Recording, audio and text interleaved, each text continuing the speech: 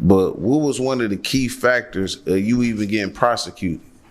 Falsified evidence. Police lied and fucking falsified evidence against me, bro. Created some shit for real, for real. I ain't got no love for a bitch, now she hate me. I'm the trap motivation. I ain't got no home trying to get pussy nigga gone cause he dropped his location. It's a whole lot of lost souls on the pavement. Alright, man, look, you know what I'm saying? I was a young nigga around this time when this shit popped off, when the shit happened. And I seen it on the news, you feel me?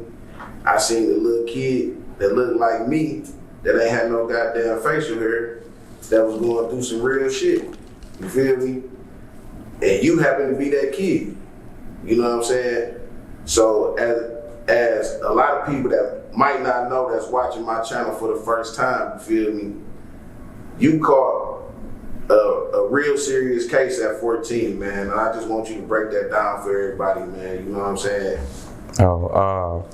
At the age of 14, I was wrongfully convicted, but I was subsequently charged with 4 counts of first-degree murder, 4 counts of felony murder, armed robbery, assault with attempted murder, felony firearm, and home invasion in the first degree. So, you being 14, right? Yeah. How was you even in the situation for this to even pop off? Like, take us back to the day when this happened. Like, cause this some wild shit to me. I ain't gonna look. Yeah. I had just left my auntie crib and shit. And I went home.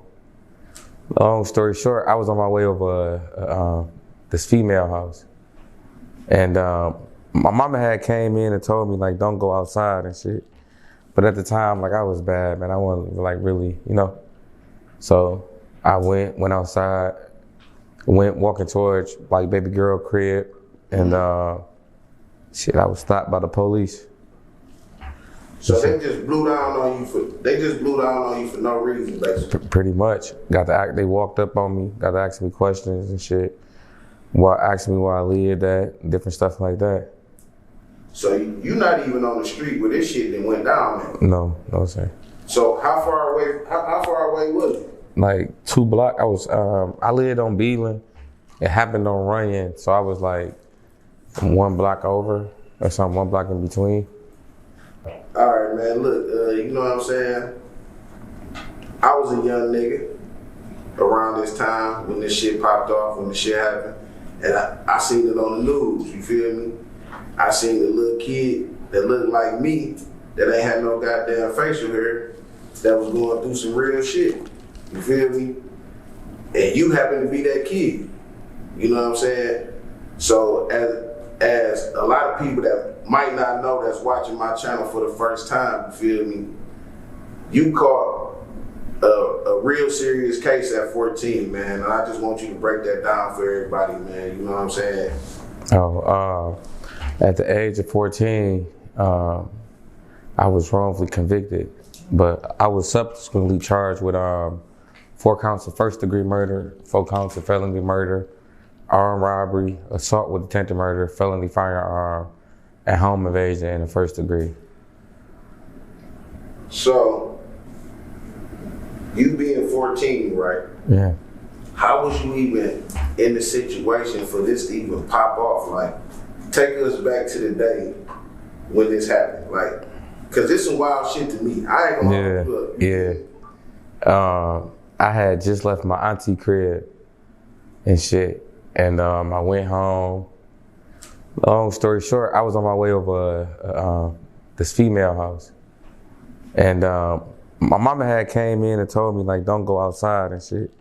But at the time, like, I was bad, man. I wasn't, like, really, you know.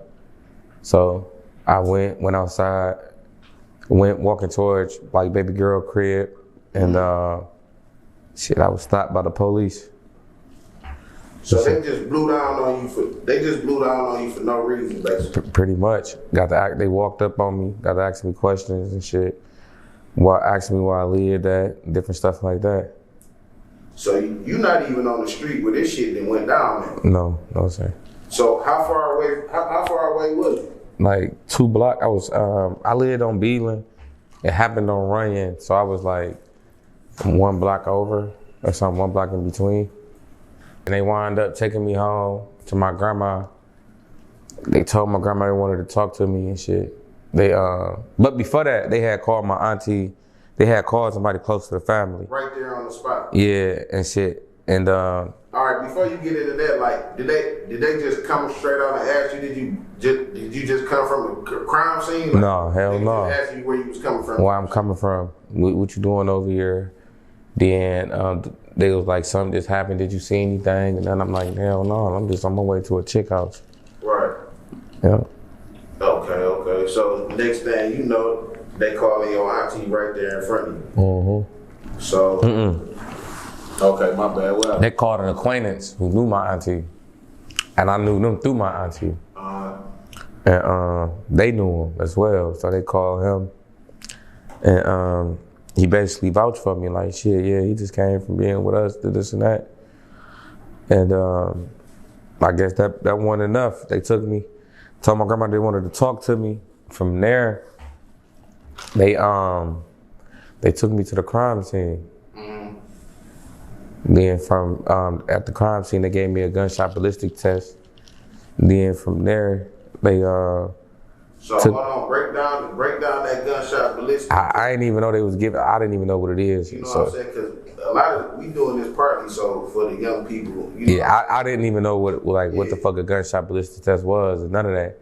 I didn't know until I went to court and started getting paperwork and you know what I'm saying? Like, my lawyers and them having to tell me, like, oh, that's what they did to you at the time. But a guy just came up to me, a technician, an evidence technician.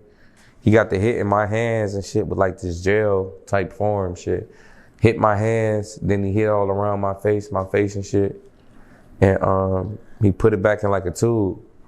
That was a gunshot residue test, I guess. Like that test would have been able to determine if I had gunshot residue on me, which I didn't. So. Right, but they still took you down after they seen that you ain't had nothing. Facts. So in your mind, as all this shit going down, what did you think? Can you go back to that moment? It was crazy, right? They wound up letting me go. Then they came back and got me the next day, or the following night. And that's when, like, you know, they got to talking crazy and got to trying to show me pictures and all that extra shit. That's like the second night, you know, was really, you know. So at this time, they showing you pictures of motherfuckers laid out, basically. Yeah. Right. And I'm sitting there like, I don't know nothing. Like, what y'all want me to tell y'all? Basically, you know what I'm saying? When they came and got me, I was crying and shit on the couch to my mama, like, shit, I don't know nothing. What the fuck? Yeah. You know what I'm saying? Like, what these people want from me? I don't know nothing. I don't know what happened. But they just weren't taking a no for an answer for real. You know? Yeah. So they came to the crib, they ain't taking no for an answer. At this point, they taking you down to the station line. Yeah, got to showing me pictures and shit. Kept telling me they was gonna take me home. Oh, so they had already took you to the station line, showing you the pictures and shit. You already there. Okay. Telling me they was gonna take me home and this and that. Hurry up, come on. I ain't never go home after that and shit. I wind up. I was in boom. They kept telling me they was gonna take me home. They kept using that excuse. I was ready to go home. They knew it. So that's basically why you just telling them whatever the fuck they want to hear. So what it was, like my Miranda rights. Right. Now that I look back on it, like in a car, they kept going over my Miranda rights with me. They went over my Miranda rights like 5 times. He like, look, I'm gonna ask you this. I just need you to say this. You need to hurry up so you can go home. I didn't know my Miranda rights, and I didn't know how important it was until now. You know, it took me to go through all this. Yeah. I'm in that bitch, you know, you got the right to remain silent. Anything you say will be used against you in the court of law. You got the right to an attorney. If you can't afford one, will be appointed, you know what I'm saying, at the state of cost or whatever. And sounded like Chinese to you when you 14. Hell yeah. So I'm like, why the fuck this nigga keep going over this shit with me though? Right. Because he knew I didn't really know it and understand it for real. And he used that shit to his advantage and shit, man, and kept telling me he was gonna take me home. I ain't wind up going home. I wind up going to like the juvenile and shit. My first time being a juvie. And, you remember what month this was? So you 14 still at this time, right? Yeah, I got locked up, but like September, like 19th or some shit. This shit like September 18th, 19th. Yeah. And they put me on this shit, what you call like a 5-day waiver to determine whether they're gonna charge me as an adult or keep me as a juvenile. And they wound up charging me as an adult. Okay. So now you getting charged as an adult. Did your people come down there yet? Was they able to make it down there in contact? Yeah. So, but at this point, they don't really know what the fuck going on. Like, I had so much shit going on in my life, so you feel me? Like, everybody was really kind of like lost in the sauce for real, you know? Hell yeah. So now you go to your preliminary. What happened at the preliminary? That shit was so crazy. I waived it. Okay. Attorney talked me into it, and I don't really know him for real. Yeah. Okay. So you done waived it. They didn't kind of talk you into waiving it. So now you done waived that. Boom. So now you at the point where what's going through your head at this point right now? I'm like, fuck. I look back in hindsight, I was lost. Shit was moving so fast around me. I ain't really, you know what I'm saying? I ain't understand half of that shit. You gotta think, I'm locked up just off of how profile my case was and shit. So I'm fighting in the juvenile every day and shit, just on some, you know what I'm saying? Yeah. Really just thugging. And like when a nigga say shit, I just had to sit back and roll with the punches. I literally had to do that shit. Right. Just sit back and just roll with the punches type shit. You know what I'm saying? And So until that time came. Like before this situation popped off, was you like even into the streets? Was you like really on some street shit, or was you just like, you know, some young niggas growing up type shit? You feel me? Just growing up on the east side of Detroit on some shit. You know what I'm saying? Like I remember growing up, we didn't have everything. And I remember we ain't had nothing. You know, we didn't have everything. We didn't have nothing. So like shit just typical growing up, man. Like, I wasn't out here to say I was packing pistols and driving and doing, I wasn't selling dope, none of that. You know what I'm saying? Like, yeah, but. So the reason why I asked you that, because, you know, like, it's some young niggas that the hook know who they is. You feel me? So I was wondering, is that why they even got on you? You feel me? Yeah, no. So they ain't really even had no reason to even fuck. No. Yeah. I was a bad kid, but not like that. They just knew me. Yeah, it was an officer. He was a retired cop. He knew me from that neighborhood. He knew I'd be in the neighborhood. He knew I was, you know what I'm saying? He knew I wasn't out here on some wild shit, but he knew I'd be around shit. Nigga was moving around. That's all that was. So now you and Julie, you waiting on your next court date. How's the police treating you? What's the atmosphere inside? They hated me. They hated me. A couple people worked there that was related to the, so I'm in that bitch fighting. Captain would come on my cell and fight all type of shit. Some of them was like cool, but a lot of them hated me for real, man.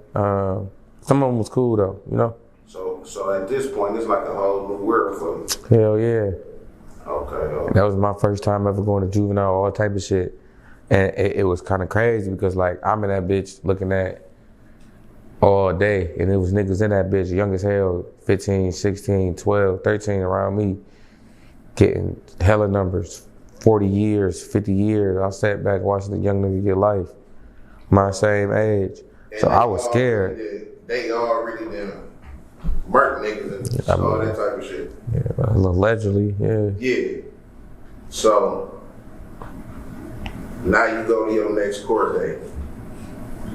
What's going on at this point? How many court dates did you even have before you got sentenced? I caught my case in April. I got sentenced in March. Or some shit like that. Not March.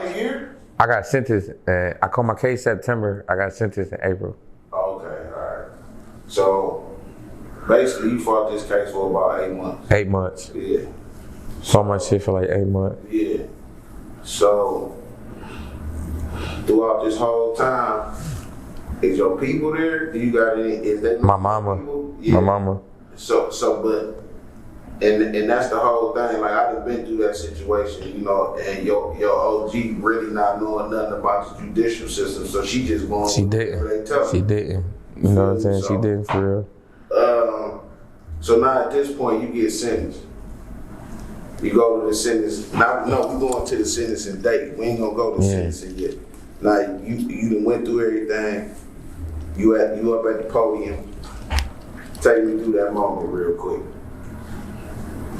When he said 39 to 90, I'm thinking he was talking months or some crazy shit. Not one in a million years I ever thought he was talking about years. My attorneys, you know, was telling me, oh, you so young, you only gonna get like 10, 15 years, 20 years. But I'm still thinking like, that's a blessing, cause I ain't do it. You know what I'm saying? So niggas was telling me like, bro, like, we ain't really know shit about the law. Niggas is telling me like, look, man, if you get life, you can't appeal your shit. But if you get numbers, you can appeal your shit. So I was scared to go to trial and then get life, because I was thinking like, if I get life, I'm never gonna be able to back and appeal my shit. You know what I'm saying? Mm-hmm. So, you know what I'm saying? I wind up copping out. Another reason why I copped out is because of the witness. And one of the witnesses in the case basically like tried to like, you know, like, say it was me. Right. You know what I'm saying? So when that happened, I got scared. I copped out. I ain't understanding my guidelines, what, you know, gear G3 mean, not really understanding that shit when it comes to guideline scores and nothing. I'm just signing shit. You know what I'm saying? I ain't even gonna cap at the time. I could barely read and write. I learned how to read and write and everything in prison. You know what I'm saying? So I'm just signing shit, not even really knowing what the fuck. I'm like, shit, my lawyer telling me 15 years, so fuck it. It's better than this elbow. I was looking at 12 counts of life. All my charges held life except for the felony firearm, which was 2 years. You know what I'm saying? So, shit, who like, you 15 with an 11 natural life, like, what the fuck? I'm like, hell no, you know? Yeah. Wind up going in there, nigga wind up giving me 39 to 90 years. You know? Man, at this point, you just get sentenced to 39 to 90.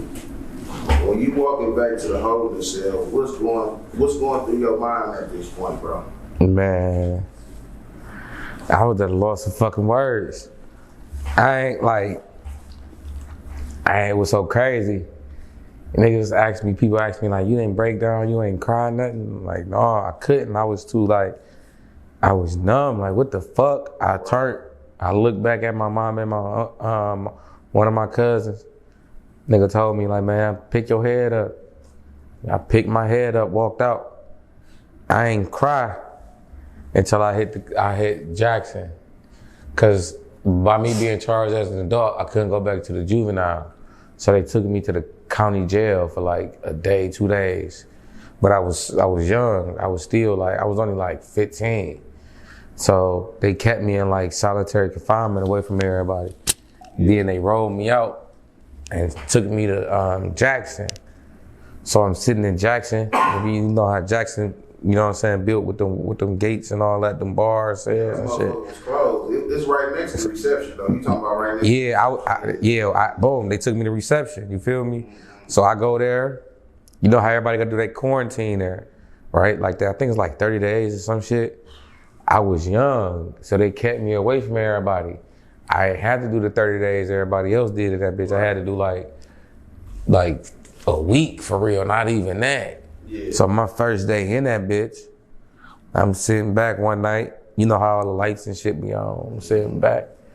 Then you know at like, I think it's like at what, 10:40, 11 o'clock, or they hit them lights, that shit go, doom. It's like a big doom and like all the lights just go off. So I'm in that bitch. And I'm sitting on my bunk. I'm trying to understand this shit. I'm looking at it like, damn, 4 counts, 2nd-degree murder. What the fuck? Get to looking at that time and shit. Next thing you know, I just hear that doom. All the lights went out. That's when that shit hit me. I let them tears roll. I ain't gonna cap and shit. I'm like, man, what the fuck am I about to do, dog? Bro, like this shit. Crazy to process at 15 years old. Yeah, I mean that bitch like, what the fuck? It's grown niggas in that. You know what I'm saying?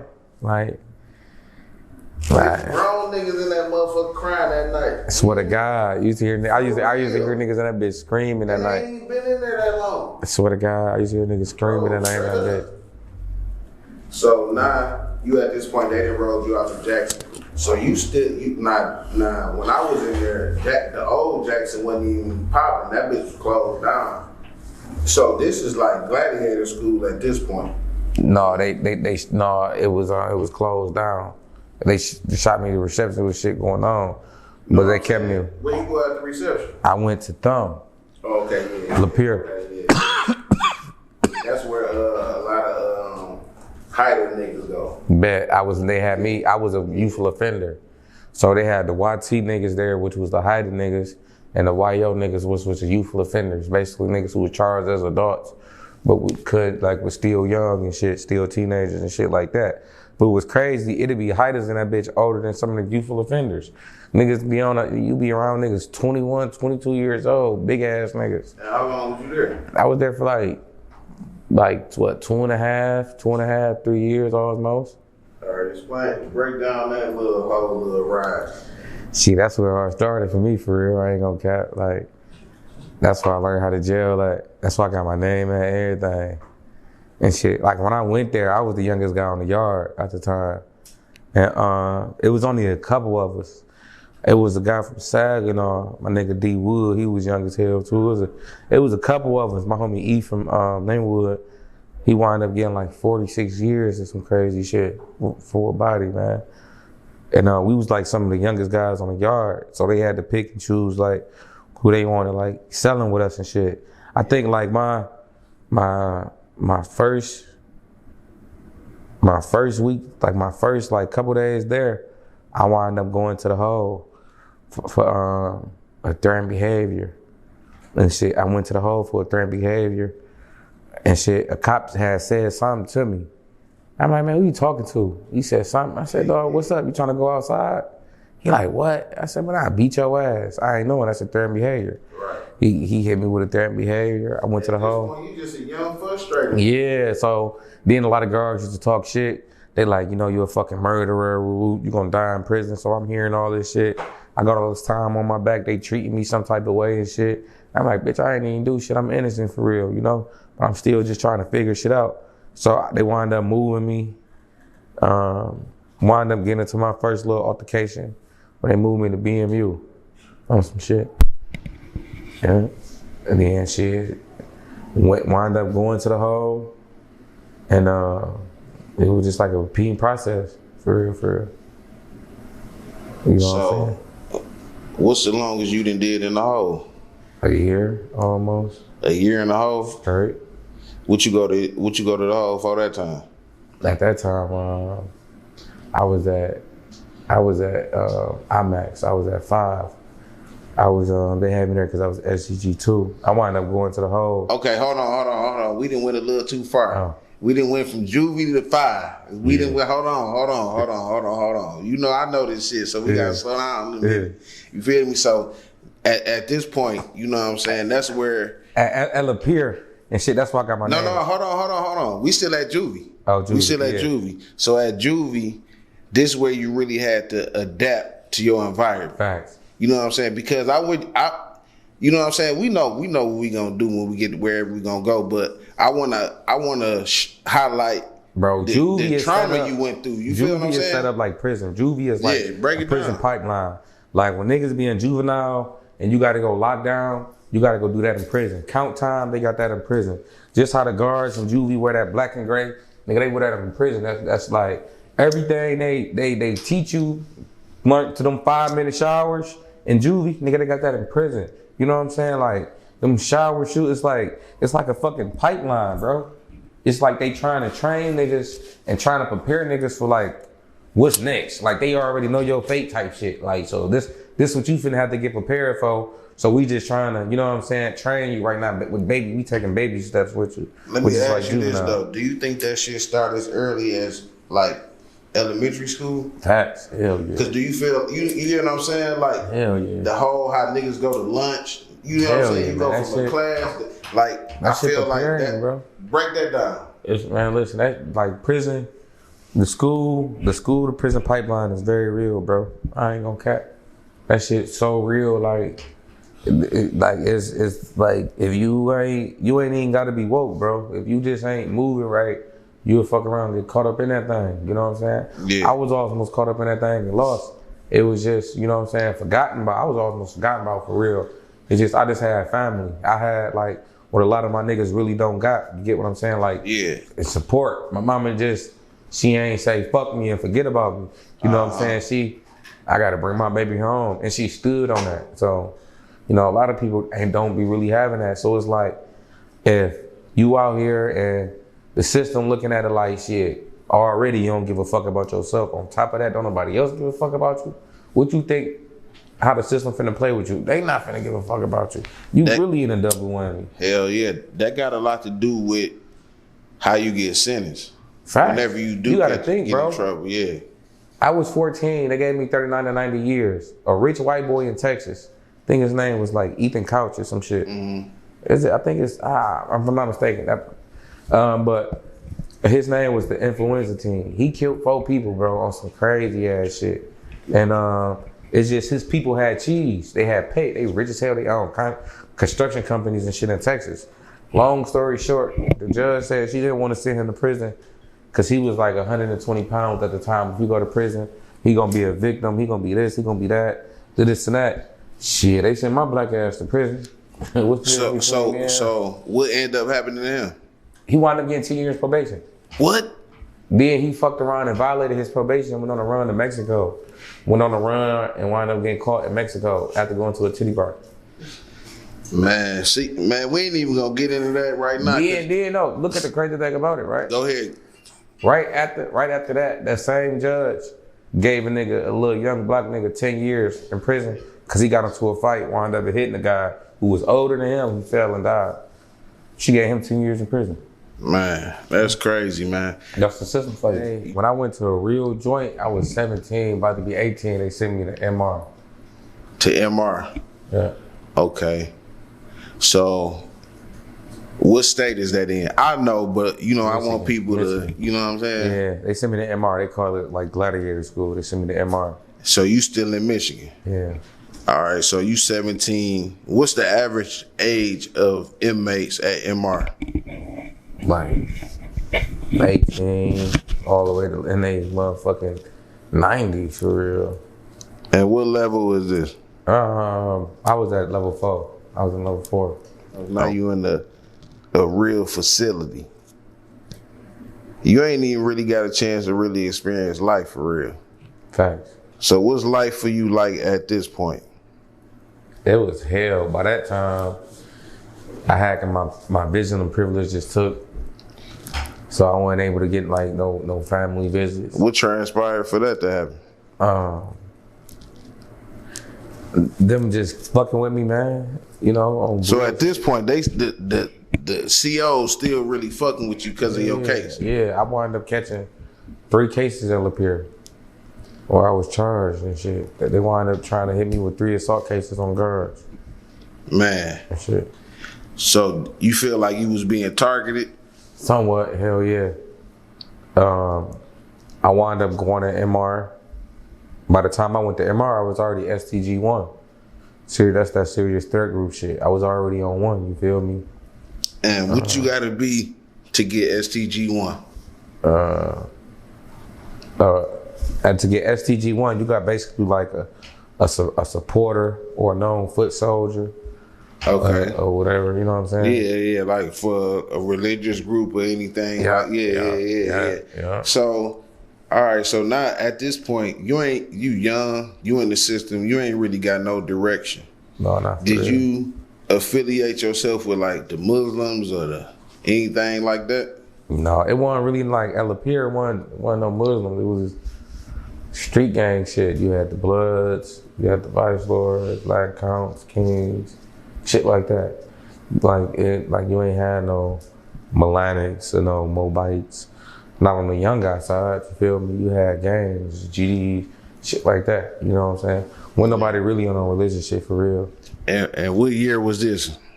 This is like, what, 08, 09, 010, shit. Okay. So you knee deep in the system. You 18 years old. What you about 18 to 20? Yeah, I was 17, about to be 18 when I went to MR. All right. So after MR, you went where? They wound up STG 2ing me for some shit that happened at MR. Mm-hmm. And they sent me to level 5 max. I went to IMAX. What was life like? What was life like in level 5? It was hell. I stayed in the hole, stayed in some shit. It was hell, bro. 23 and 1, like you won't come out your cell, like that shit so hard and just so weak for real. You gotta be strong minded. Locked in your cell all fucking day. You only come out for 1 hour, and that's not even like a whole real hour. They probably only gonna let you out for like 45 minutes. You know what I'm saying? Then don't be in the hole, nigga. That you really locked down all day for real. Nigga ain't no coming out for an hour. Nigga, I remember one time I did a year in the hole. I only came on my cell maybe like 14 times in the whole year. And what do they let you out your cell for though? Take a 5-minute shower. That's the intricate part about the whole shit. You're gonna be shackled up. They're gonna let you got take an hour to do what? Shower and to go to yard. And the yard is gonna be a small ass cage. But you don't even want them people all up in your cell. So you're gonna say, man, fuck that, I don't wanna go out. Cause if you beefing with the guards, they'll pull you out your cell, put a knife in your cell, try to hit you with a case, or come in your cell, break your TV, rip your mail up, piss on your bed, then make your bed back up, like all type of weird, crazy Have shit. you ever had some shit like that happen to you? Facts. Hell yeah. What's the wildest shit you done had happen to you in level 5? The police done whipped on me a couple times on some shit, for real. I remember hunger strikes. I remember they ripped a obituary up on me one time on some whole shit. Damn, one of your family members shit? Hell yeah. Oh man, they put it back in the envelope. Yeah. So when I opened the envelope, like level 5 was crazy, man. I ain't even gonna cap. Them was probably like some of my roughest years. But that shit, like, you feel me? I was able to make it through. It's guys that go to level 5 normal, come out that bitch cuckoo. Man. Swear to God. Come out that bitch. Full niggas buzz. Go to level 5, come out that bitch, tat it all up. And it ain't tattoos, it's cause they done went so crazy. They just sit in the hole and cut on themselves and shit. Like, yeah. I swear to God. So how long did you do in level 5? Cause we taking everybody through this ride right now. I did I did what, 6.5 years in level 5? Okay, so now you 25 at this point. Throughout this time while you in level 5, I was I was in level 5, 20, 21, 22. No, I'm saying throughout the whole 6-year period. Yeah. You know what I'm saying? Because you went there at 18, so you was 24 going to 25. Yeah. You know what I'm saying? So throughout this time, is it any hope of you ever coming home though? Do you ever feel like, damn, man, one day was, bro. Yeah. Like when I was 17, they like, oh, you will be home. When I was 18, oh, you will be home. I had hope at that time. My mama was fighting. So when I was in level 5, by the time I was in level 5, bro, I had like a lot of supporters. I had supporters from like all over the world fighting, trying to get me out. But I ain't gonna cap. I was still on bullshit, I'm gang banging and all type of crazy shit. So like, you gotta adapt to your environment. Yeah, though, like you know I wanted to go home, but it was like, nigga, I'm fighting for my life at the same time having to fight for my life on the yard type shit, which was, you know what I'm saying? Like it can, cause it got like that on that bitch. You feel me? So hold on, before you keep going though, like break down that yard life from a young nigga perspective as you seen it. Man, that shit wild. That shit wild. Throughout your whole time being locked up, you in Michigan, right? Yeah. All right, okay. That So shit wild, bro. break it down for everybody so they'll know Like- on the young nigga side how it is being a young nigga locked up The on fight, the yard. man, the fights, the stabbings. They got predators on that bitch. So hold on. Let me take you to an average yard day. Boom, yard open 8 a.m. Everybody start moseying on out. Yeah. What's your day like? And what's a crazy day you done seen? Break all this shit down. So shit, my day started off like I was affiliated, so it automatically like it had to start with like me going to like check in. You affiliated, you got to go check in with your homies. They got to know who on yard, how many of us on yard. Some pop off, everybody, you know what I'm saying? Niggas accounting for and shit, you feel me? Yeah. Boom, niggas are coming together. If we got to work out, we'll go work out or whatever. Then like we all split up, but we had split up in groups. We ain't really got shit to do, so everybody, you know what I'm saying? So the groups can be even. Man, niggas are chill. Some niggas will play basketball and shit like that. But like my first thing I did every time I hit a yard, like first thing I did was call my mama. I didn't have to run laps, all type of shit. For, you know what I'm saying? Dog, you ain't check in. Yeah, I'm going to call my mama. Like that was like a ritual. You know what I'm saying? First thing I'm doing, nigga, I'm going to call my mama. You know what I'm saying? Hear her voice. Let her hear mine. You know what I'm saying? Cause she was the one really like pushing me. So, and pushing for me to get out. So I'm calling her, see if any updates, heard something. She keeping me in tune with everything that was going on. You know what I'm saying? Yeah. So, do you feel like you was kind of like peer pressure to fuck with the gang shit while you was locked up? I wouldn't necessarily say it was peer pressure. Like at La Pier, it was like broke down. Like what hood you was from? Okay, so I'm from. First, it was like what city and shit. Cause you got Flint niggas, Grand Rapids. First, it was broke down, bro. You feel me? So shit, I'm from Detroit. All right. So when I went in that bitch, I'm claiming 7 Mile Eastside. You know what I'm saying? All right. Well, you from 7 Mile, you from Eastside. At that time, like nigga, it was only blood. So you either can be a blood or you can be a vice lord.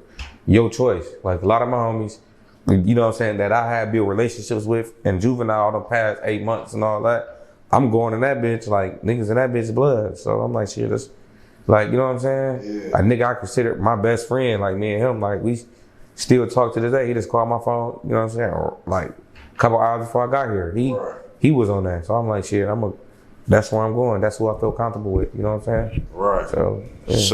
So at this time, what's going through your mind? You just really thugging it? Do you ever see the light of day? Do you feel like I'm gonna have to do this whole 39? No, I'm gonna tell you, right? Yeah. My case had started, it was picking up steam and I was going back and forth to court. But like the banging shit kept me, you know what I'm saying? Like every time I go to court, the only thing they'd bring up was my banging. You feel me? I was like, he in prison, gang affiliated, he doing this, he doing that. And I kept getting caught up in shit. You know what I'm saying? Like I had to do a year. It was like, they took 3 of us. You know what I'm saying? They snatched 3 of us up, put us under investigation. 3 guys wound up getting stabbed. Long story short, they tried to say like it was this and that. Like, so like with my name already being in the newspapers and shit, I just felt like they just had it off of me. So like when certain shit would pop off, they instantly coming and snatching me up. Like, boom, come on. I'm like, fuck, cause at that time I was STG2. So like when you STG2, it's like pretty much anything can happen on the yard and you too, like you one of the first ones they're gonna come and get for real. You know what I'm saying? Even though you ain't got shit to do with it. Hell no, man. Right. And I used to hate that. You know what I'm saying? And I started feeling like it was a chance. I was growing, bro. I was maturing. I was developing mentally, spiritually, emotionally. I started like writing poetry. I started reading books and shit. So I started like maturing and developing and started like sitting back thinking. You know what I'm saying? I came up with my nonprofit in prison, Innocent Dreams. Right. So like I started thinking and shit. Then like I had some solid niggas around me who was like just on like some real shit, like basically trying to like push me out the door. Yeah. Niggas on some shit like, man, you didn't did enough. You didn't did all, you done go home. You know what I'm saying? Like you better out there than you is in here, homie. Yeah. Go home, cause niggas, everybody really knew I was innocent. A lot of niggas knew I was innocent, bro. You know what I'm saying? So that's why a lot of niggas really fucked with me. Like, they like, damn, bro, dog in this bitch having to go through all this, and he innocent for real, but he, I'm in that bitch with my head up. You know what I'm saying? Trying to make the best out of it. Your case picking up. the news picking it up.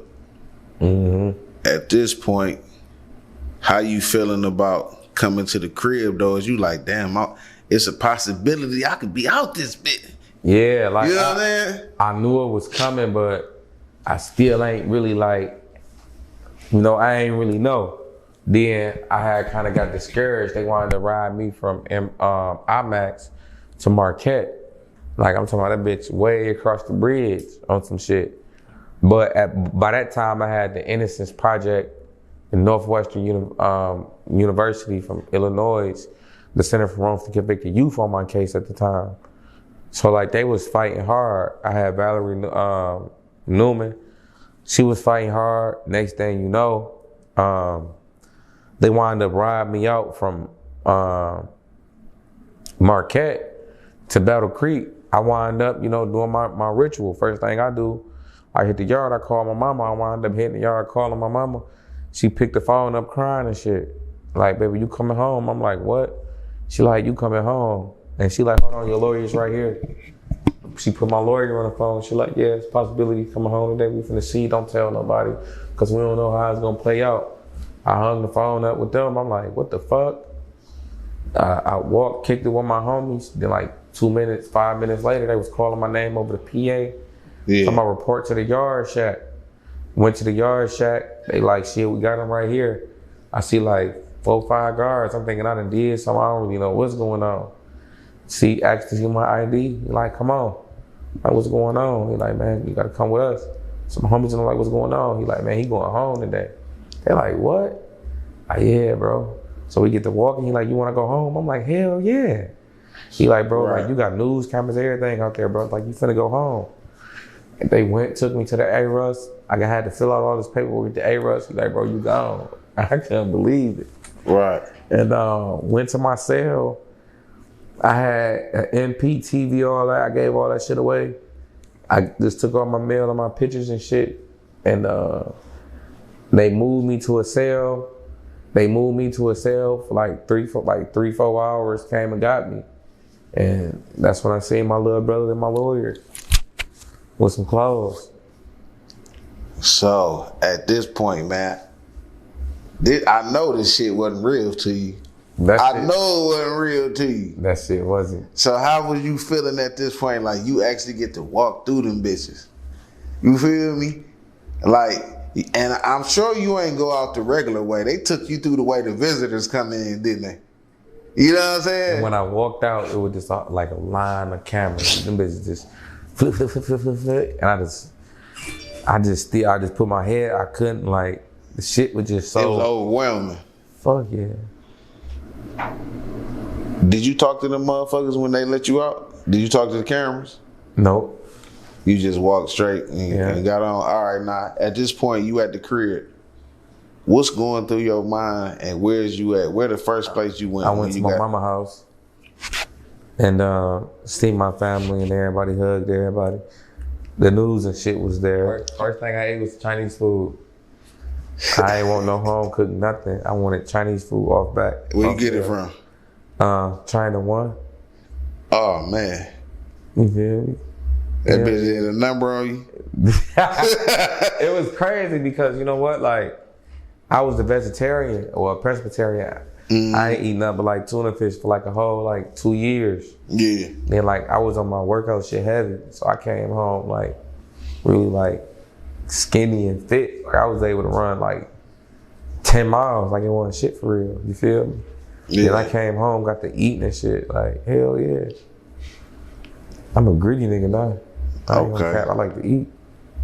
So look, like you sitting back, you at the crib that first night, looking back at that shit, like, what's the worst shit that ever popped off while you was locked up? What's the worst shit you done seen? I done seen all type of crazy shit.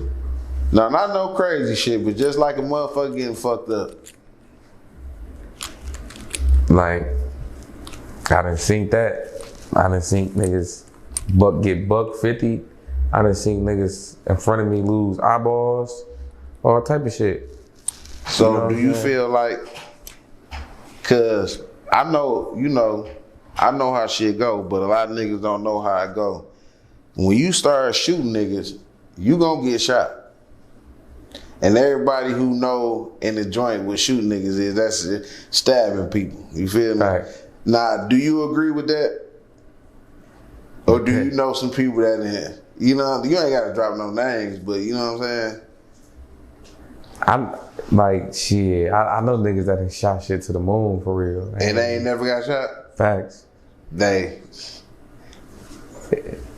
Maybe it wasn't their time. Yeah, it wasn't. Hey, man, you know what I'm saying? Oh, now throughout this time, you know, you did a lot of time too. Like, I ain't get badass for nothing, man. Yeah. So, but throughout this time, though, you know what I'm saying? Who was some of the people that you was locked up with throughout that time? Like throughout your whole little bit, you know, like some notable people. Because I was locked up with some people too, but my nigga Hob, that's my baby. Yeah. Hob, S&B Hob, bro. You know, that's my baby. Me and him had the same lawyers and shit. They trying to get him back. Like, he got caught up on like some bank robberies and shit. You know what I'm saying? Like, he one of the ones, man. I was locked up with so many different niggas, man. Sonny, I did locked up with Sonny. Block, all type of niggas. I was in the county with him going back and forth on Rich and shit. Yeah. Like I done came across and ran across all type of niggas, man. I done came across niggas who wasn't nothing in the joint, got out, man, put that work in, niggas going crazy, you feel me? All type of niggas, you know, like, yeah. Hell yeah. So, at this point, you at home, you done been locked up from basically 14 and a half to 23. Yeah. You don't know shit about life. What is your next step? What do you come up with? Like, what's your plan? Like, really wanted to take my story and just like give back, try to save young guys and keep niggas, you know what I'm saying, from going down that road. I had to go down that road. Unfortunately, it wasn't nothing of my doing, but it'd be other niggas who be going down that road, you know. And I ain't trying to force a nigga, tell a nigga what to do, what not to do, but just letting them know, trying to set them up. Look, if you doing this, just know, nigga, you gonna fuck around and expect this. And the shit niggas expecting, it ain't good, ain't no good outcome. Who wanna be taken away from their family? Who wanna they food spit in? Get what I'm saying? Like, who wanna be locked in a cell all day for real? Like, don't nobody in their goddamn right mind or want some shit like that for real. But you know what I'm saying? So just trying to tell them off that. I was able to get back, come home, I'm free. I got a 2-year-old. I know some niggas that ain't gonna never come home. I talk to them every day on an everyday basis. You know what I'm saying? Like, I know some niggas that ain't coming home today 65. You was able to get some buns before you got locked up. You was fortunate enough to have that happen. But you personally know some young niggas that never got no buns.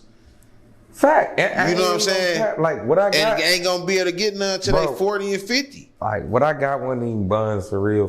But that's right, though. Like, there's some niggas who ain't never had that. Like, when I came home, I started getting buns. You feel me? But that's the freaky leaks. You know what I'm saying? That's a whole different category. Yeah, you know but like, yeah, some niggas who would never, like, nigga, like, I know for me, I'm speaking from the shit, like, I never went to prom, I never went to homecoming. Like, a lot of shit, nigga, I ain't never had no summer job. Like, a lot of shit I never did, like, I know my niggas will never be able to do, like, learn how to drive a car, having a permit, you know what I'm saying, being able to pay a bill. Some of my niggas, like, would never be able to do that.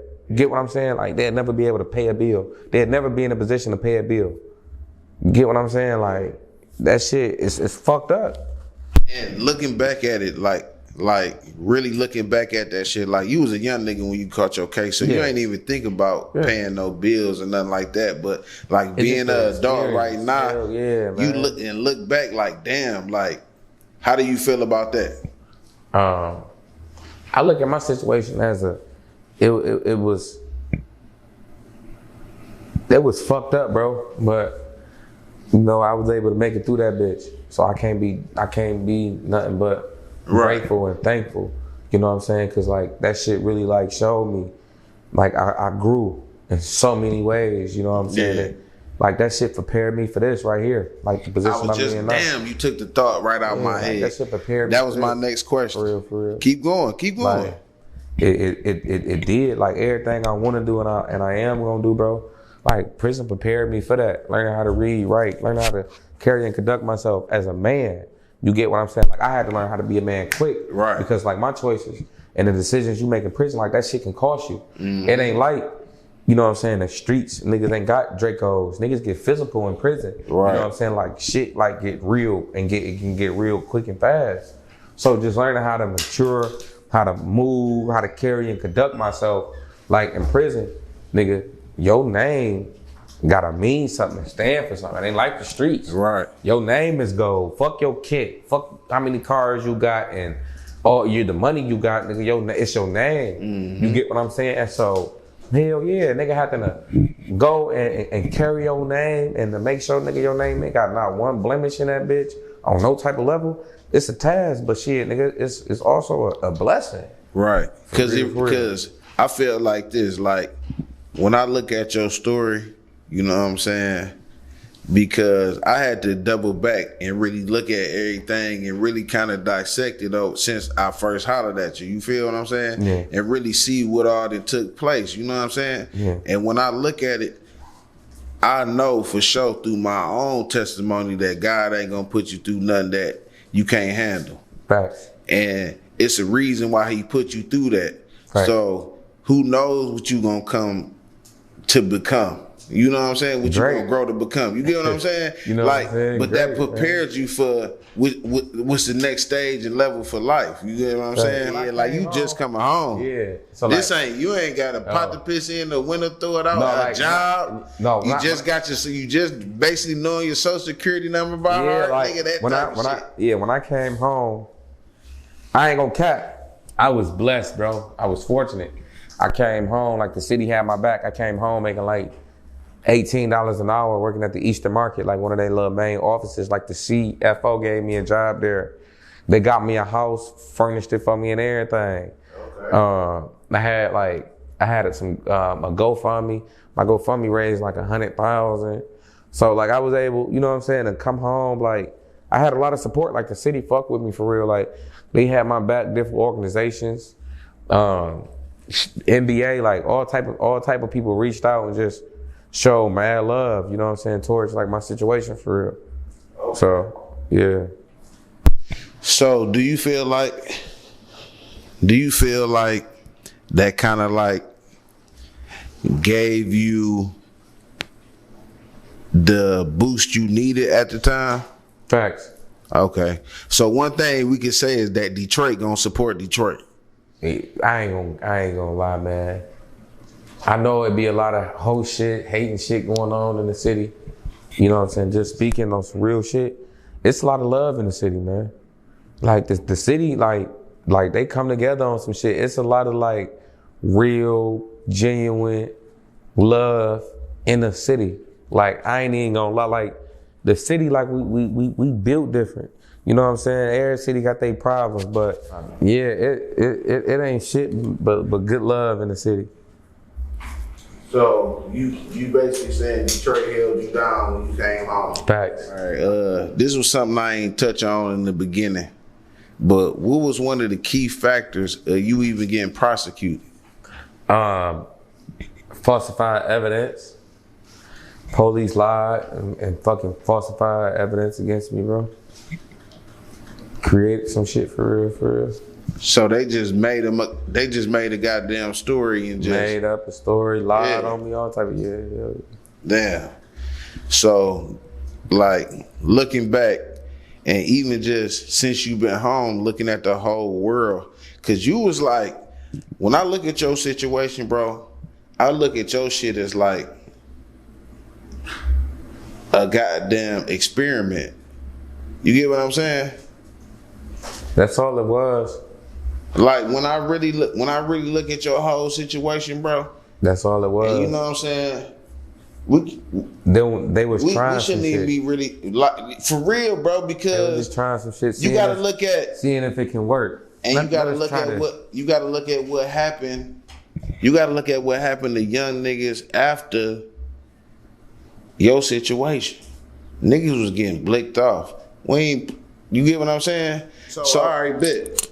Nah, you got this job. You know what I'm saying? You ain't never had a job. This your first job, man. How you feeling about it? You feeling like Calvin? You know what I'm saying? How you feeling, bro? You feel me? Real good. Okay. It was you know what's so crazy? They never really got to count no real paper like that. You know what I'm saying? they made like a job up for me. They had me down there doing like all type of shit. So I worked at like the Eastern Market. So you know, like every Friday, Saturday, it's hundreds of thousands of people down there. So a lot of people will recognize me and want to take pictures. A lot of the vendors like show up. Like I ain't gonna cap. Like it was amazing. I ain't gonna lie. Like I loved it. It was a good little, starting point for me. Okay, so how long did you do that? I did that a couple months. Okay, a couple months. And then, so, all right, so after that, where was your head at as far as like working that job? One there. Okay, it wasn't there. And one, because after that, like while I was doing that, I actually had just started doing like my motivational speaking shit. So I was going to schools, colleges, a lot of people having me come out. So I was doing a lot of that as well. So I just started liking doing that more than, working. And I'm like, you know what, like this something I want to do, bro. Like I want to give back and I want to try to like change as many lives as possible. And in order to do that, that shit take, time. And it's going to take like a lot of your time. So shit, I just, put more of my time towards that for real. So at this point, you like, really, I can become an entrepreneur. Facts. Through telling my story. Facts. All right, so what year is this approximately? Yeah, I like that. Came home 2016. So she like 2016 for real. 2016? Yeah. All right, so you can't do this by yourself. Is it people reaching out to you? Yeah, hell yeah. I done met and was Oh no, hold on. Damn, my bad. This one thing I want to ask you about. Yeah. That first speech you gave when you came home. Yeah. Because I watched that shit. Yeah. And I want to go back to that moment. You know what I'm saying? Like you spoke with some confidence. You know what I'm saying? Like real shit. You know what I'm saying? You didn't speak like no nigga that was timid. You know what I'm saying? Like you spoke with some confidence, like you had overcame some shit. So take me back to that moment. And I heard you whisper to your mama, like, don't cry. So I felt like that was some real shit. You get what I'm saying? Yeah. Like at that point, you still like, cause a lot of niggas don't become, you feel what I'm saying, young men at that age. Hell no. You feel what I'm saying? So break that down for me. It was it was like that was me showing everybody around me my growth. You get what I'm saying? Yeah. So a lot of people was just stuck with like badass, the gangbanger, all this, that. Get what I'm saying? So a lot of people didn't really know how I was gonna come home, talking and moving. They didn't know if I was gonna come home regular. You get what I'm saying? Like, cause that's what it looked to a lot of people. You get what I'm saying? So they ain't really known like shit. Yeah, I did what I had to do, but at the same time, I had been in that bitch growing and maturing and you get what I'm saying? Like carrying myself a certain way. So when I came home, I'm like, this ain't shit. Just, you know what I'm saying? Speak. I know how to speak. You know what I'm saying? I learned how to read and write, vocabulary, learn how to speak. And you don't get what I'm saying? So, and in prison, like another thing is just like communication is the key. Communication is like, you gotta know how to speak because like that shit can get you get what I'm saying? So like you gotta communicate in prison and they like the free world, emoji, all that. Like, you know what I'm saying? Like communication is key. You get what I'm saying? For you to make it about that bitch with no problems. You get what I'm saying? It ain't about you being the strongest or the tough or nothing. It's just about you being smart. Right. You get what I'm saying? You gotta be able to know how to communicate with other people. You get what I'm saying? Because that's just what it is. And it ain't like the streets. Communication is key in there for real. So now you at this podium in this church, right? Yeah. You looking at all these people. You got lights on. You got more lights on you then that you got on you right now. Facts. That's what it felt like for a minute. Like everywhere I went, it was cameras and all that. So you got all these people looking at you to say something.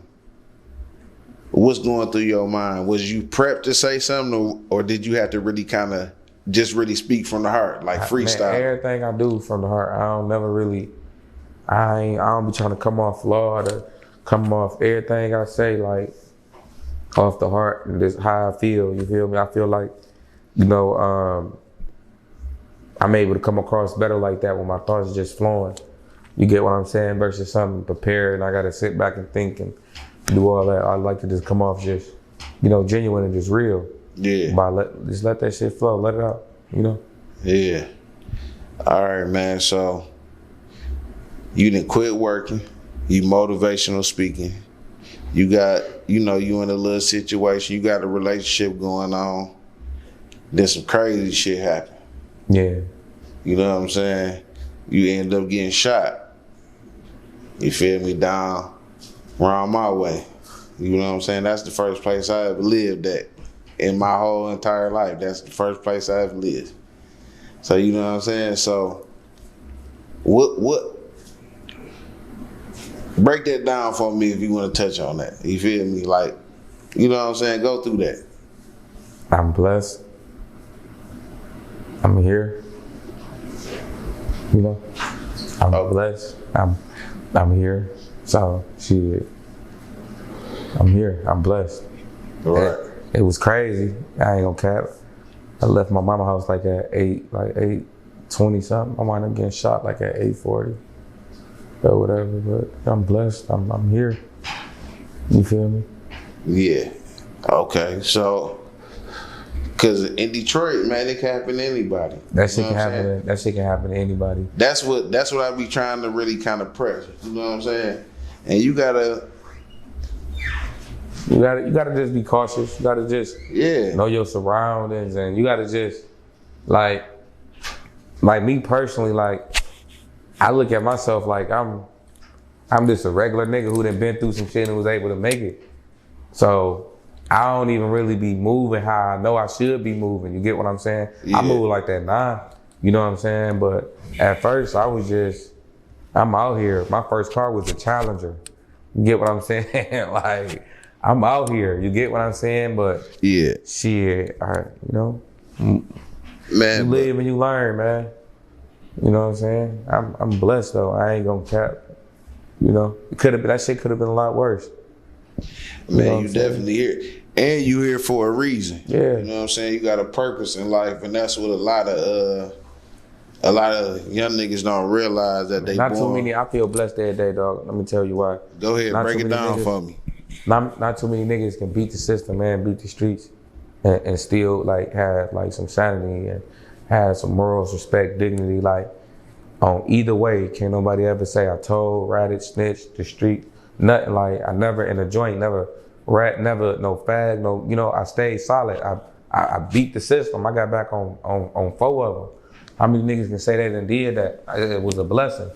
You get what I'm saying? I'm forever grateful and honored for that. For sure. You know what I'm saying? Coming home and wind up, you know, getting shot and losing people and shit like that, and being able to still be here, bro, and still like, hell yeah, my name's still intact on some solid shit. It's a motherfucking blessing for real, you know? So I don't take that shit for granted. I really just one day, one step at a time, bro. I don't be rushing shit. I just, you know. Man, hell yeah. And you just drop some real shit, because at the end of the day, I look at it like this, like, niggas really here for a reason.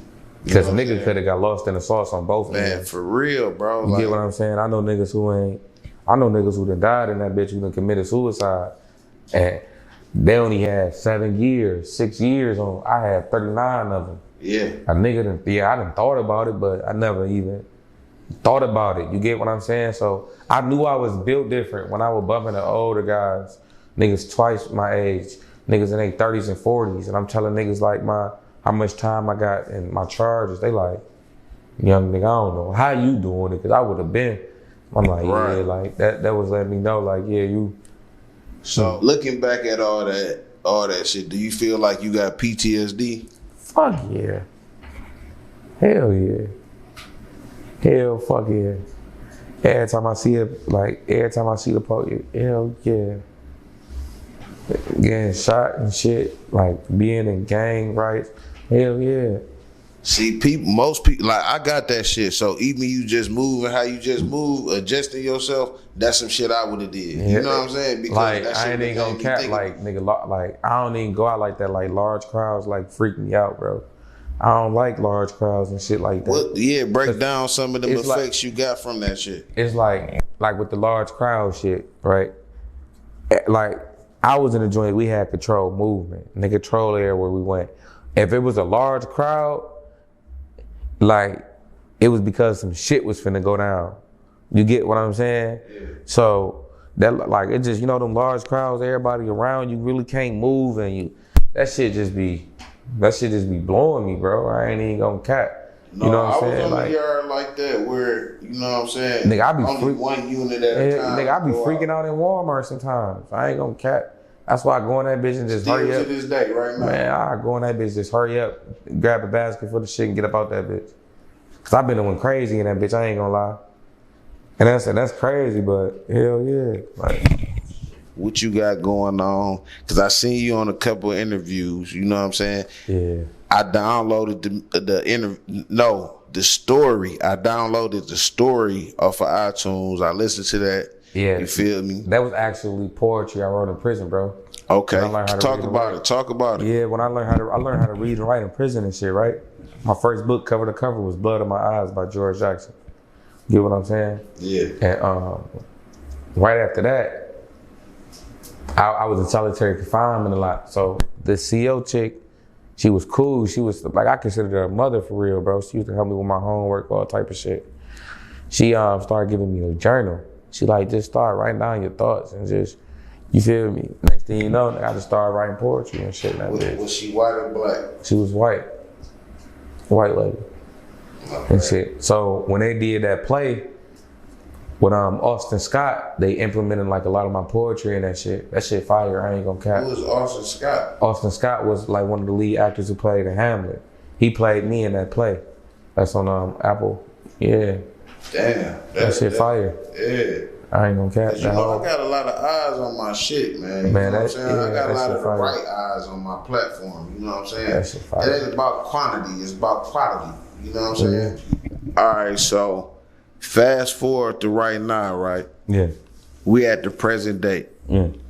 What you got going on, where you at mentally, and what you got planned for the future? Right now, I'm working on my nonprofit. Got my nonprofit, Innocent Dreams. Like outreach work, doing a lot of mentorship, giving back to the community. Got that going on. I just did a gas giveaway. That was like a nice turnout. I'm also finna do like a car giveaway. Little mama gas giveaway. I gave away $25,000 in free gas and another $15,000 at cash and gift cards to single mothers and elderly of the city of Detroit. You were able to give away the whole $25,000? Yeah, I gassed up like 600 and like 20 cars or 40 cars or some crazy shit like that. It was amazing. I ain't gonna cap, man. I felt good doing it. You know, I just wanted to get back to my city. My city is always there for me. So I look at it like I'm paying it forward. You know, people fought to get me out that I never know and never meet, or that I do know I built relationships for in prison. But some of the people I never meet, they used to fly in from London, Australia, just to come to my court dates. And they looked out for you when you came to the crib. Yeah, so why not? So you gave the city back $25,000 worth of gas at the highest amount of gas, and you filled up almost 700 cars. All right, man. So what else you got going on? That's a nonprofit, man. Got my Come nonprofit. on, break it down. I'm working on that right now. I'm about to do another podcast. I got a podcast. I'm gonna be on Wrongful Conviction. I'm gonna be on one of their episodes.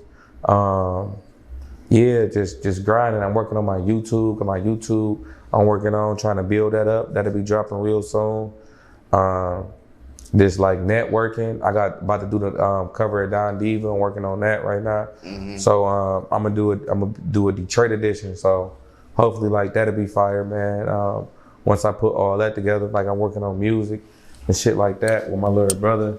pushing him like with his music and shit, and you know, trying to get him out there. But okay, this little bro, go ahead, little bro, introduce yourself. Shit, go by the name of Belly, man. You can type in all my music on YouTube. Eastside Hippies. What you got going on right now? Let us know about them singles and projects. I just dropped Eastside Hippie intro. It's on YouTube right now about 2 weeks ago. And then I got, I follow behind with something called Letter Y'all on Eastside Hippies too. yeah. What's the name of y'all label? We working, man. I got Eastside Hippie. He got his Innocent Dream shit together. So we about to put that together and come together, you know. Got a couple of, I'm working with Zach Woods right now. Got my round table shit coming on the strands and shit like that. You know, like right now it's just like a round table. We got a collective, a little bit of everything. From YouTubers to rappers to fucking graphic designers. Okay. Cameramen, like we everybody brings something different to the table, and it's a round table and it's special. We gonna go somewhere as long as everybody stay focused and stay together on some real nigga shit. What we've been doing, like everything is like genuine with us, cause a lot of us, like a lot of the guys, like you see with me who helping me with this shit. I done walk the yard with them, like they done been around me, and it seemed like the elevation and like in the maturity. You get what I'm saying? So for sure. They got shit going on. They have emotion already with their situations. So they showing me now, like, look, bro, like we can do this, we can do that. You know, so it's just all about like surrounding yourself with a good, strong minded team and niggas, man, who gonna be willing and ready to elevate. Fuck crashing out. Right. You know what I'm saying? Some niggas who gonna be real and ready to like elevate, make some of themselves. You know what I'm saying? And make something of you and help you reach to where you need to go. You get what I'm saying? So for sure, that's what we really on right now, man. We really, all this shit really like new to us. You know what I'm saying? So and this your blood little brother right here. Hell yeah. You know what I'm saying? Like this. Yeah, we gotta get it understood. Hell yeah, that's my blood brother. Like this nigga used to have a summer job, and on his summer job check, he was sending me $60, $70 when he was 14, 15. Hey man, that's what we gotta talk about, man, cause that's like, that love. You miss Big Bro D. Like this. Hey man, and look at him. You see how he smiled? He really did though. You know what I'm saying? He walked me about that bitch. I ain't gonna cap. Hey, like that's real. He like my balance just off the simple fact he done been out here. I haven't. You feel me? So it's like he be putting me up on shit like all the time. You know what I'm saying? Like he like one of my go-tos for real. Cause he gonna tell me when I'm right. He gonna tell me when I'm wrong, like he ain't gonna sugarcoat shit. He gonna keep it raw and real with me. So like the relationship we got is just, you know, that's us for real. You feel me? The brothers. You know, man. So you know, you gotta push that music. So you know, no love for the hate can get you out here. You feel me? Yeah, you know we working, man. We working. So that's what it is, man. So you know, we gonna go ahead. I gotta hit you with the pick one. And I gotta hit you with the finish the sentence, cause you can't come on the no love for the hate platform and not do it. You feel me? So we gonna go ahead with the pick one first. You feel me? Pussy or money? Money. Go ahead, little bro. Pussy. Shit! You might be the first nigga that done said that on this bitch. I ain't gonna lie. You might be the first nigga. All right, okay. All right, steak or fish? Hold on. Steak or fish? You steak me, niggas already know. I don't focus. Steak, okay. All right, Joey Uptowns. Best steak around. She's a ooh. Houston. Best steak around. All right, vacation spot. Miami or Houston? Houston. I ain't gonna cap, like I live in that age, so I can't even. I say like where I've been going to. I just got somewhere down there. Is the A? I've been fucking with the A. I ain't gonna cap the A something. But I'm saying, what's up with Miami though? You ain't fucking with Miami. Miami fire. Miami. I'm saying just for a vacation, like a little 3 to 4 vacation weekend. I fuck with Miami over Atlanta. Okay. Hell yeah. All right. Okay. A stripper or a working class woman? That's easy, man. We want working class. Facts. Okay. But ain't nothing wrong with a stripper though, cause like I didn't dealt with them. You get what I'm saying? Like it's levels to everything a nigga do in this world. You got some chicks they just strip. That's just what they do. You get what I'm saying? They just all about their bag, and they trying to if a chick stripping and she trying to get somewhere and she trying to make something for herself, that's different than a bitch just dancing in the club, shaking ass for cheese. You feel me? So Okay. like, yeah. All right. Now we're going to the liquor. The white or the brown? Tequila, me.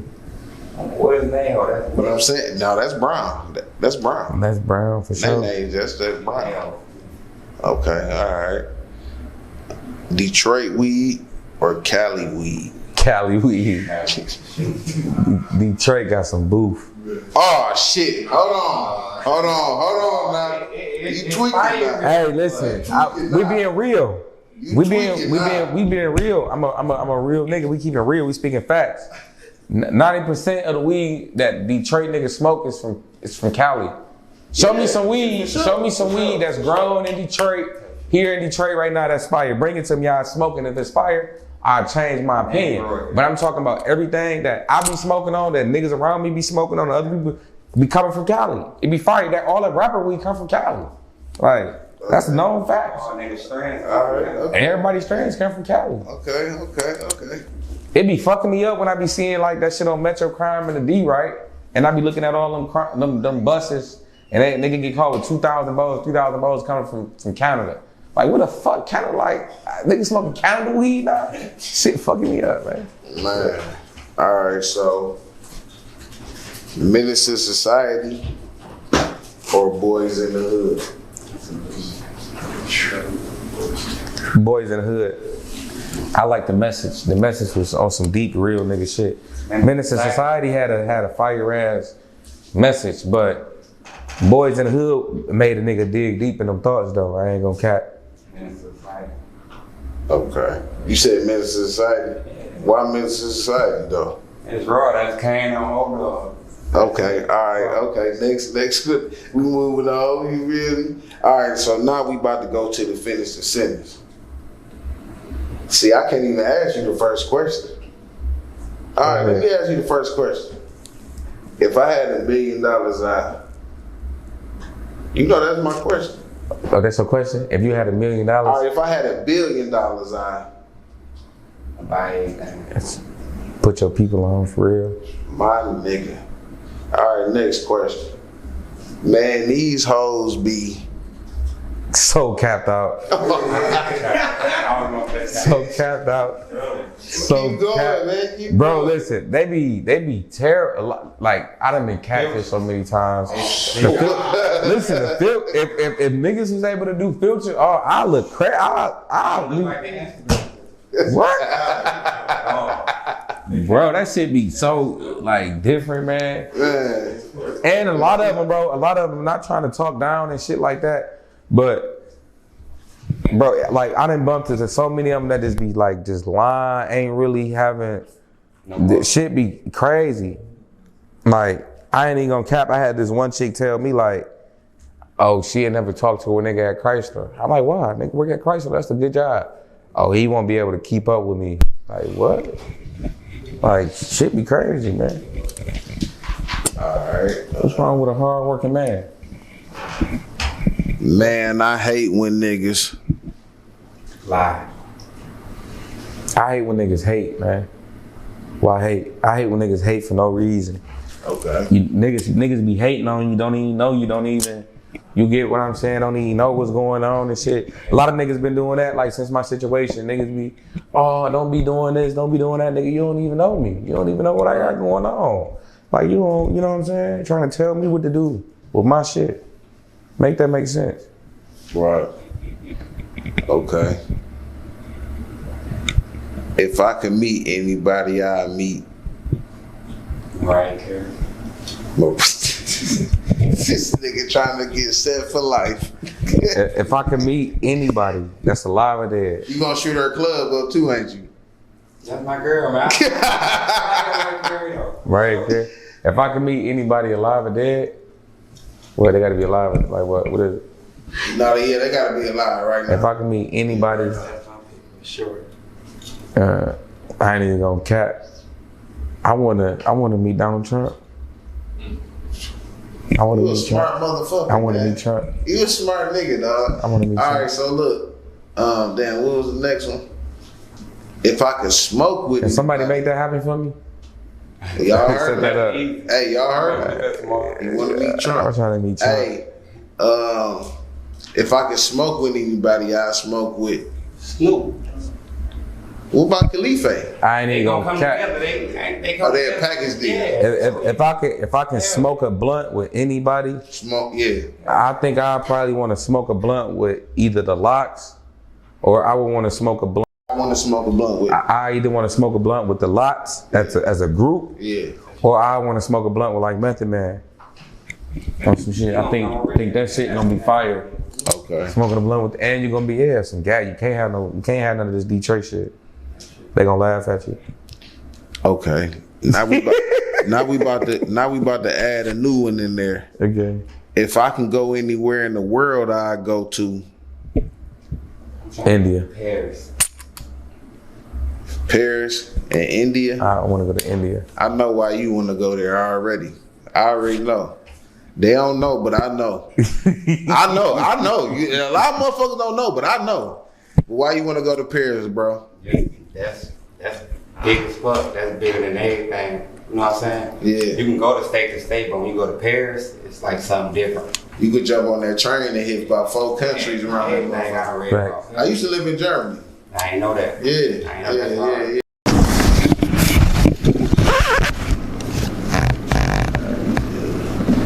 All right, now this y'all time to, give your shout out, say what you gonna say, you know what I'm saying?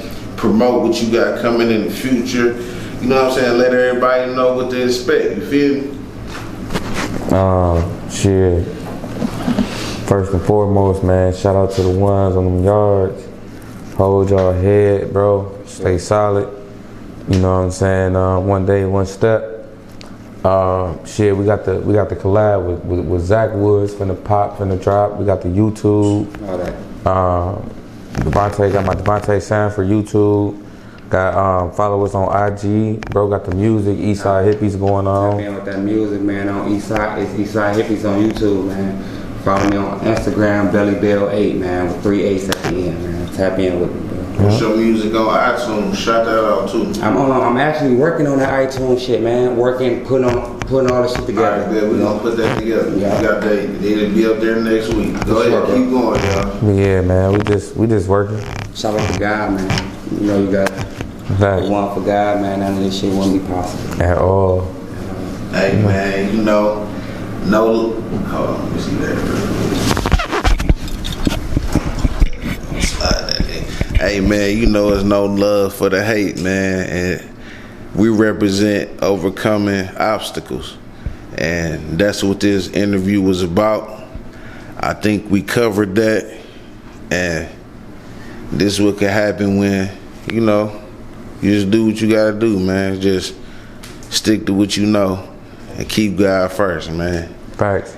I ain't even gonna cap because a little bit of faith take you a long way. And looks can be deceiving, dog. So I know y'all niggas probably looking at y'all situation like shit fucked up, how I'm finna make it through this and all this. And them looks can be deceiving. Just a little bit of work and with just a little bit of faith, my nigga, you got it. Don't rush that shit, bro. Don't force nothing either, bro. Facts. Sometimes slow is the best way. Cause at least you know, man, you ain't gotta double back and do nothing. At least you know when you did it the first time, you got everything done, right? Fuck rushing. You know what I'm saying? It's a whole life, man. It's a whole fucking universe. You got time. Say it ain't a sprint, it's a marathon. Facts. Hey, I think we got everything covered, man. I'm gonna go ahead and sign out. This your boy, No Love for the Hate, and I ain't got nothing but love for you. We out of here. No doubt. Peace. What up, though? This No Love for the Hate. Thanks for tuning in. We almost at 10,000 subscribers. We got like 6,000. So run that up to 10,000 subscribers for me. Run them views up, man. Appreciate it. Stay tuned. And don't miss this hot content that's about to drop next. Peace.